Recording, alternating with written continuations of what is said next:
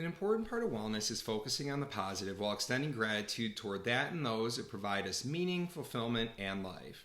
Part of this too is avoiding the type of doom and gloom thinking where we solely focus on the negative. As we know, only focusing on the negative leads to pessimism, which is ultimately unhealthy to us mentally, physically, and spiritually. On the other hand, only being positive may lead to toxic positivity.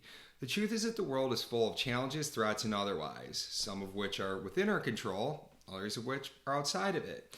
And this principle applies to civil and global matters as well. While we may be unable to fully influence what's happening outside of our local community, state, nation, and otherwise, there are still things that we can do. And again, I cannot stress enough the importance of being fully informed before going into anything. Unless fully informed, one is cautioned to speak out in favor or against something. This tends to exacerbate the problem. Another is to consider your audience. Often, dare I say most often, there are two or more subjective truths to a situation with one objective reality that's rarely ever seen, at least publicly. It is highly likely that some of your loved ones feel a certain way about a particular topic, group of people, or otherwise that may contrast from your own. Perhaps you're unaware of this, as many of these topics go unspoken, but often, even those who are most seemingly like-minded may have some very strong opposing differences. That said, it's easy to harm other people when you're not careful. When it comes down to acts of global violence, remember that regardless of what side you're on, a human life is a human life, period.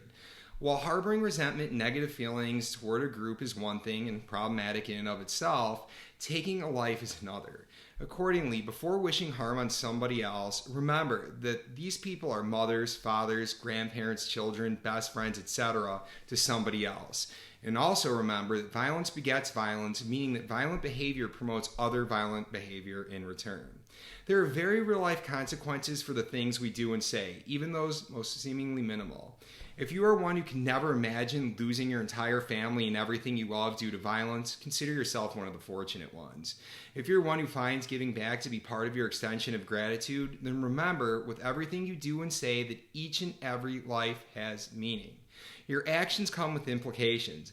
Even the small steps go a long way in either direction. The hope, however, is that even your small steps add up towards something ultimately peaceful. There are no winners when it comes to violence and death. Most would agree, but many seem to continually forget this, especially those most removed from the situation. Be the change you wish to see in the world, unless it's something negative. In that case, I encourage you to delve deeper into your own exploration and consider how harming others fits into your life plan. Again, a human life is a human life, period.